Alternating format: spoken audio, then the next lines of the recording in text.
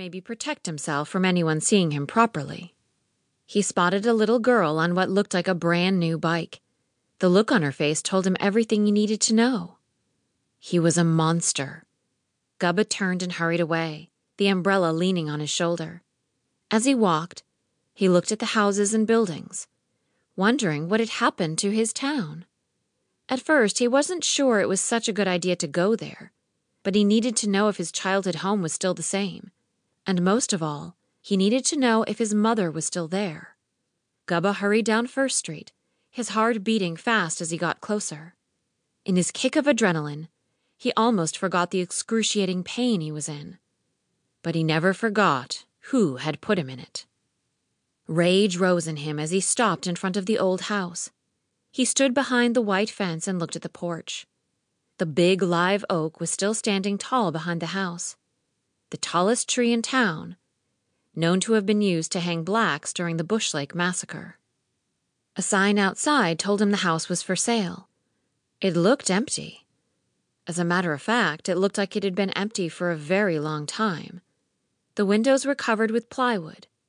Gubba gritted his teeth through the pain when thinking about the town, and especially his mother. He felt dizzy and had to sit down on the pavement to not faint. Then, he started to cry. The salt from the tears stung when they rolled across his peeled-off skin.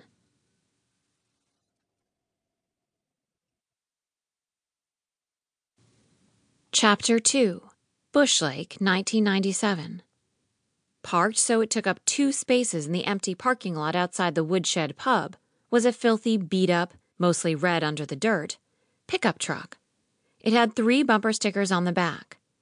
"Only gay cops give me tickets," one read. The other said, "Rehab is for quitters."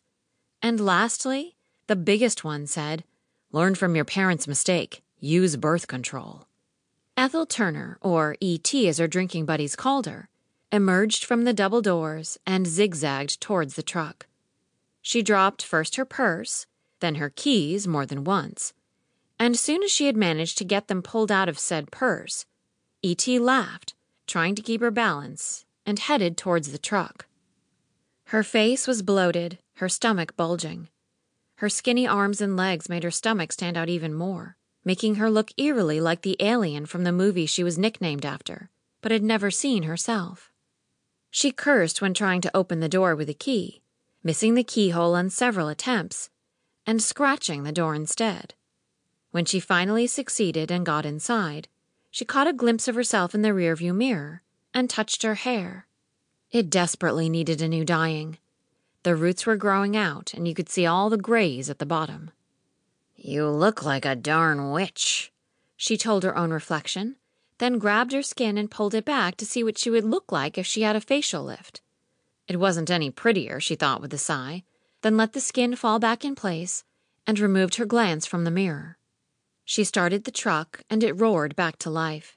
At first, she forgot to put it in reverse, and drove up onto the porch of the Woodshed pub, knocking over a plastic chair with an "oops," and accompanied by an annoyed growl. She finally found reverse, the tail lights turned on, and she backed out of the parking lot so fast she almost lost control of the truck.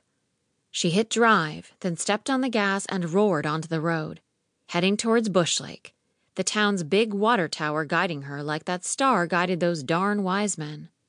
She passed the city limit sign, but didn't slow down to 35 like the sign told her to.